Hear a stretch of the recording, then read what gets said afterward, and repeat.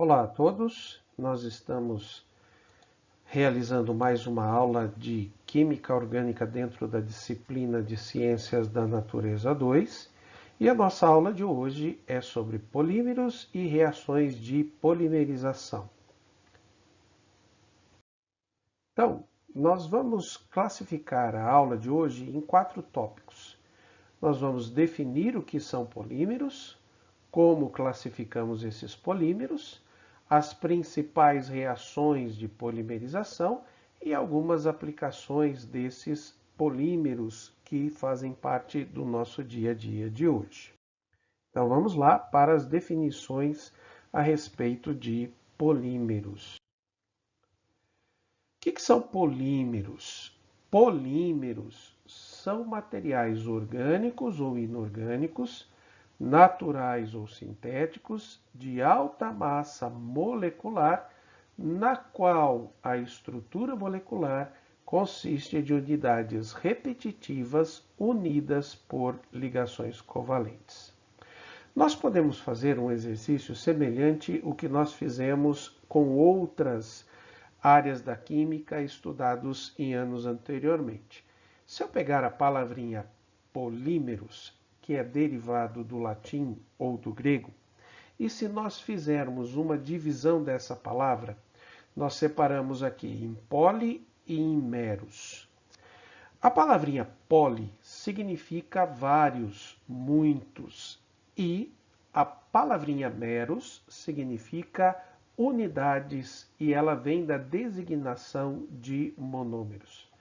Então, a palavra polímero para nós significa nada mais do que uma estrutura formada por várias unidades. De uma maneira bem simples, podemos representar esses polímeros da seguinte maneira. Nós pegamos partes menores, que nós chamamos de monômeros, que é designado pelo meros na palavra polímeros, e são representados aqui por pequenos traços.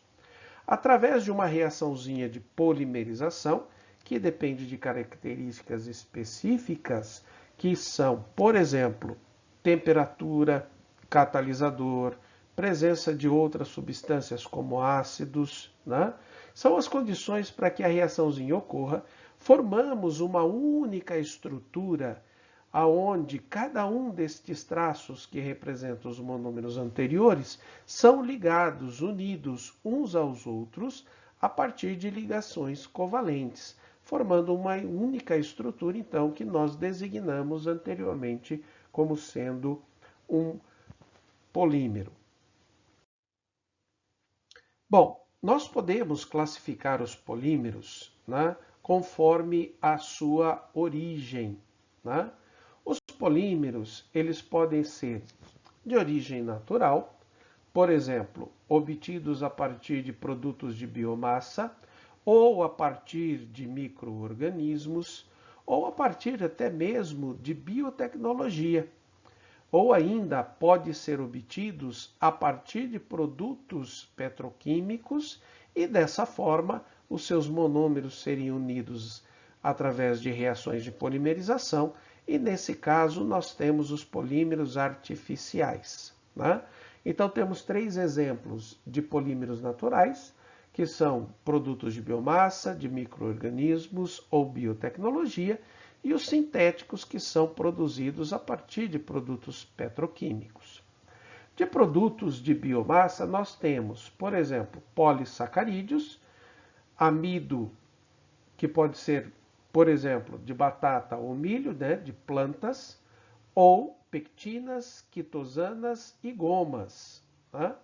As proteínas e os lipídios podem ser classificados ainda de origem vegetal e de origem animal. De origem vegetal, nós temos, por exemplo, a soja e o glúten, né? De animais, nós temos caseína, o soro e a gelatina.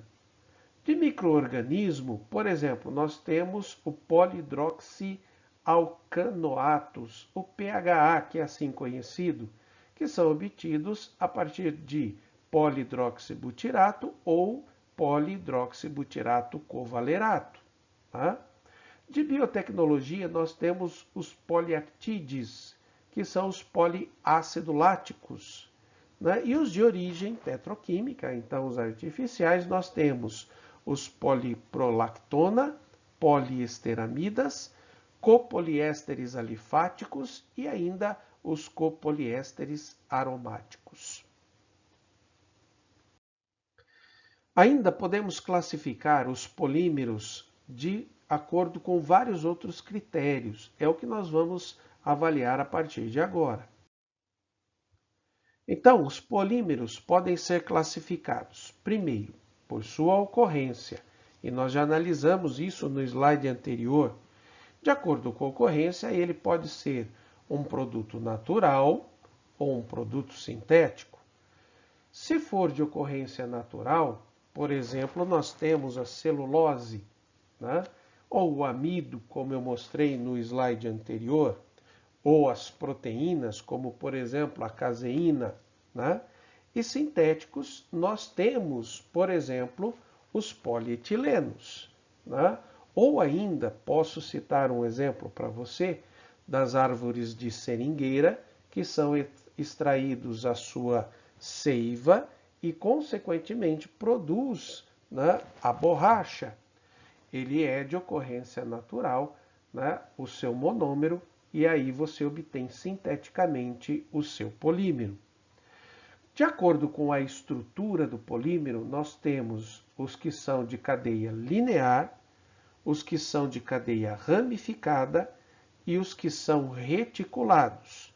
E aqui nós temos, né, uma representação do que seria uma cadeia linear. Você pode perceber, né, uma sequência, né, na forma de linhas, né, que são paralelas aqui, representando, né, a estrutura de um polímero linear. Vou citar para você um exemplo, né, a celulose, o amido, de ocorrência natural, mas ele tem uma estrutura linear, né? Nós temos, por exemplo, os de estrutura ramificada. Então você percebe uma cadeia linear e ramificações nessa estrutura linear. E ainda nós temos os reticulados, formando estruturas em rede. Como você pode ver aqui, nós temos cadeias lineares e cadeias transversais unindo essas cadeias lineares. De acordo com a rigidez, eles podem ser classificados na forma de termoplásticos, e aí eu cito para você como exemplo, né, os plásticos que hoje nós usamos, né, os polímeros que nós usamos hoje, por exemplo, para fazer para-choques de automóveis, painéis de automóveis, né? São materiais que podem ser moldados e manter a sua forma depois de aplicarmos, né, calor sobre a sua estrutura, né? Os termos rígidos, né, aliás, os termoplásticos podem ser classificados em amorfo e cristalinos. Essa estrutura amorfa é uma cadeia que não tem uma sequência lógica, né, na sua estruturação. Ele é um emaranhado de monômeros ligados. E o cristalino, ele forma núcleos de cristalização, como, por exemplo, estruturas lineares, né, estruturas amorfas e assim por diante. Os termofixos são aqueles que, uma vez moldados, dados a sua estrutura, não podem mais ser alterados. Ou seja, durante a sua produção, né, aonde ocorre a sua reação de polimerização, automaticamente já se molda esses materiais e, uma vez que eles são moldados, você não adianta mais aplicar calor sobre ele, porque ele não vai mais alterar a sua forma, tá? E nesse caso nós temos a sua representação. Ele possui cadeias lineares e cadeias ramificadas, né? Em alguns pontos consegue formar algumas redes, e eles são obtidos principalmente por formação de monômeros diferentes.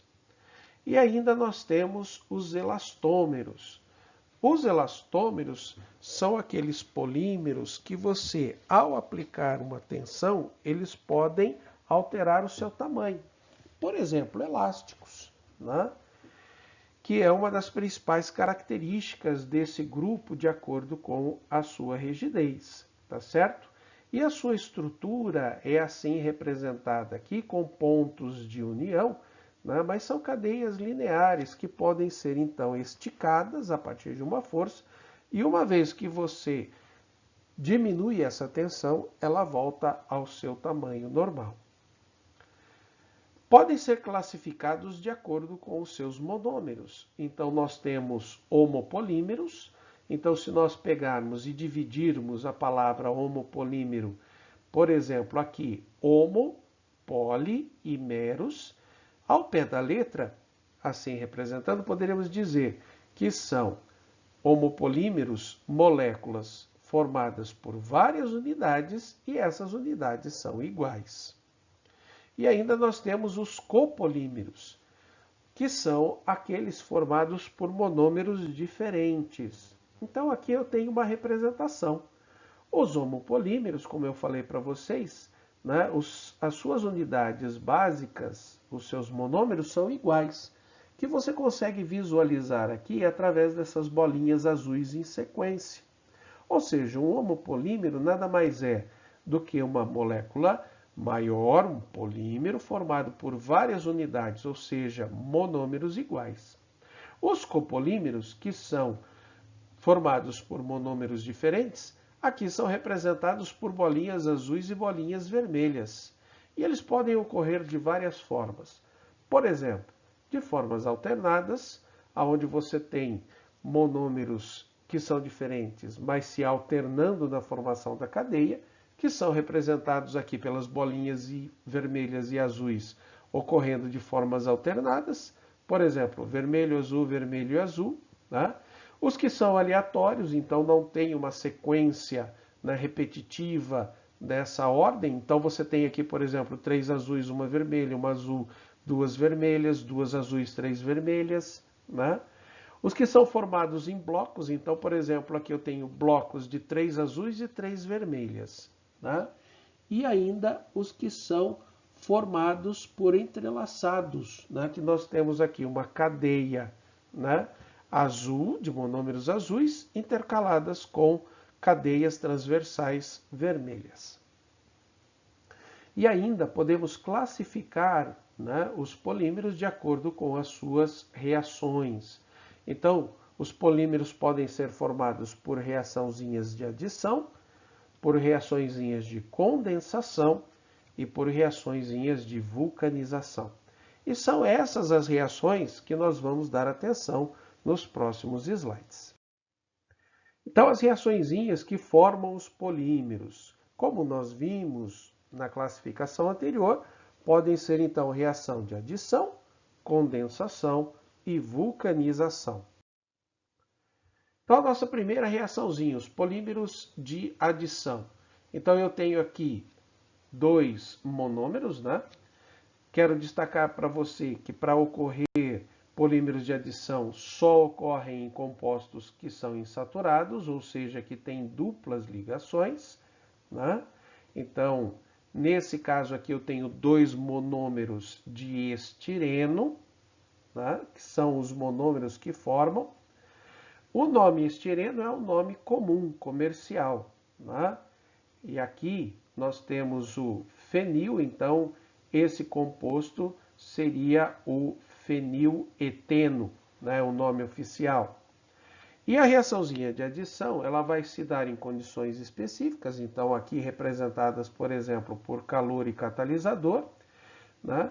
E no caso da adição, né, o par de elétrons da dupla ligação se desloca para esse carbono aqui e este vai, consequentemente, ligar-se ao carbono do próximo monômero e essa dupla ligação se desloca para esse carbono que se liga ao próximo do monômero seguinte e assim a reaçãozinha vai ocorrendo sucessivamente. Né? E nós representamos, né, o polímero através dessa situação que está aqui demarcada para você. Vamos lá, deixa eu primeiro caracterizar para você como é que nós representamos os polímeros. Nós representamos através dos monômeros dentro de colchetes e um número que aparece aqui representado pela letra N, indicando o número de monômeros que faz parte daquele polímero, né? No caso aqui eu representei 2 monômeros, mas se você observar os 3 pontinhos, significa que essa reação pode ocorrer indefinidamente até um número N de monômeros presentes.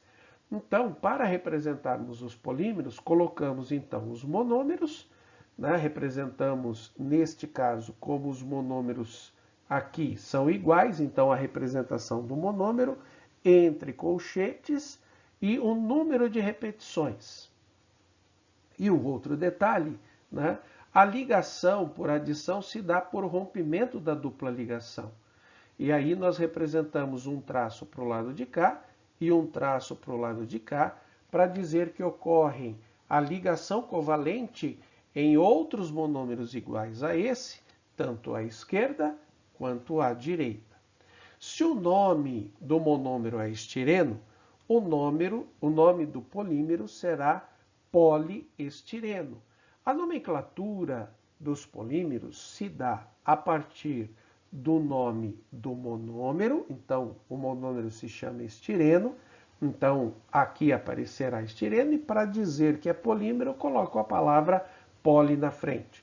O monômero é estireno, a molécula do polímero então será o poliestireno. Os polímeros de condensação. Então aqui eu vou representar dois monômeros para vocês. O primeiro é o etilenoglicol, e o segundo é o ácido tereftálico. Para a reaçãozinha ocorrer, novamente, preciso de condições especiais, então calor e o catalisador específico. Nesse caso, a polimerização por condensação implica em perda de uma molécula de água.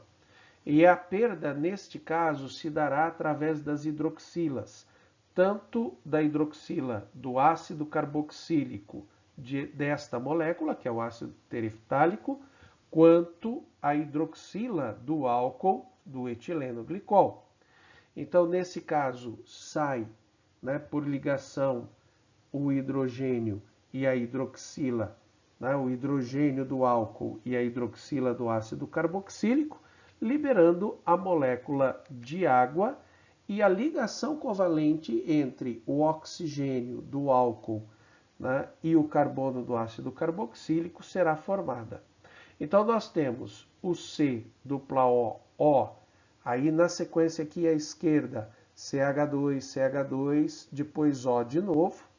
Né, na sequência você tem o C dupla O anel aromático, C dupla O, e de novo na sequência, CH2, CH2O.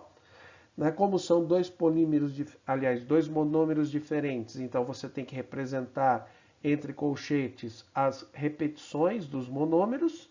Né? Então você tem a molécula do etilenoglicol e a molécula do ácido tereftálico, né?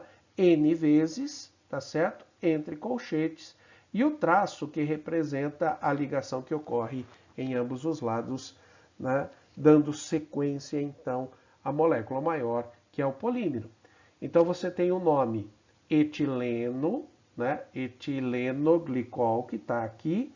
Depois tereftálico, está aqui, tereftálico, né? A partir do monômero.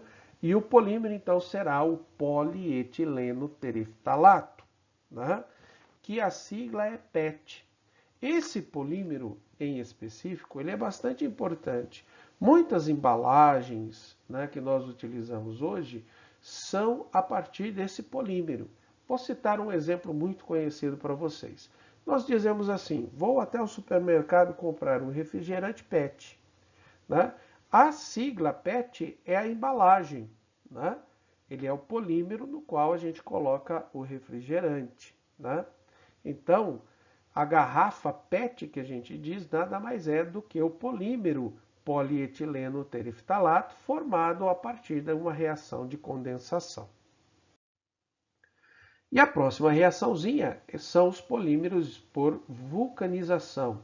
E aqui eu cito para você a formação da borracha, né? Então você tem o produto inicial, o monômero poliisopreno, né? Que é retirado lá da seiva da seringueira, né? Depois eu faço essa reaçãozinha com o enxofre e esse processo vai fazer com que na cadeia do poliisopreno sejam adicionados pontes de enxofre, tornando esse material mais resistente, tá certo? Esse processo de vulcanização, ele é muito utilizado para a produção de pneus, né? A fábrica mais conhecida, que inclusive foi responsável pelo desenvolvimento desse processo, é a Goodyear, que é a maior fabricante de pneus no mundo. E agora, algumas aplicações que nós temos a respeito dos polímeros, né? Eu vou fazer um combinado com você. E eu vou citar alguns exemplos aqui, né? Mas você dê uma pausa no seu vídeo e faça a leitura dessas aplicações que eu coloco. Só vou ressaltar algumas, né, para que você tenha ideia do que se trata. Mas dê uma pausa aí no seu vídeo, leia com calma todas essas aplicações. Nessa tabela eu coloco o nome do monômero, a estrutura do monômero, né, a estrutura do polímero, da sua representação, e aquilo para que ele se destina comercialmente. Então você tem o etileno, que é o nome comercial, então o polímero se chama polietileno, tá certo? São polímero de adição e geralmente são sacos plásticos comuns que nós usamos. O propileno, então forma o polipropileno, são plásticos mais rígidos. O cloreto de vinila, nós conhecemos o seu produto final, o seu polímero, né, pela sigla PVC, né, que é o policloreto de vinila, que são tubulações que nós usamos, né, para conduzir fios elétricos, e esse material tem como principal característica não ser propagador de chamas, por isso que eles são usados em construção civil. O estireno, né, que o seu polímero é o poliestireno, né? Como uso comercial, nós temos o isopor, que são isolantes térmicos, né? Aqui eu vou citar, por exemplo, para você, né, o tetrafluoreteno, né, que forma o polímero, né, conhecido como Teflon, que forma o revestimento de panelas que nós usamos em casa, tá certo? Aqui nós temos o metacrilato, né, que é metilacrilato de metila, né, que forma o que nós chamamos comercialmente de acrílico, né? O isopreno, né, que eu mostrei para você numa das reaçõezinhas anteriores, a de vulcanização, que é obtido da seringueira, forma o poliisopreno, que vulcanizado, né, forma, por exemplo, o pneu. Então, aquele combinado que eu falei para você, dá uma pausa aí no seu vídeo, faça a leitura dessa tabelinha. Algumas questões de vestibular, ele pede para você alguns usos desses polímeros. Então, terminamos a nossa aula, né? Nós ainda temos mais algumas aulas para frente. Desejo para você aí uma boa realização da tarefa e até mais. Um abraço para você.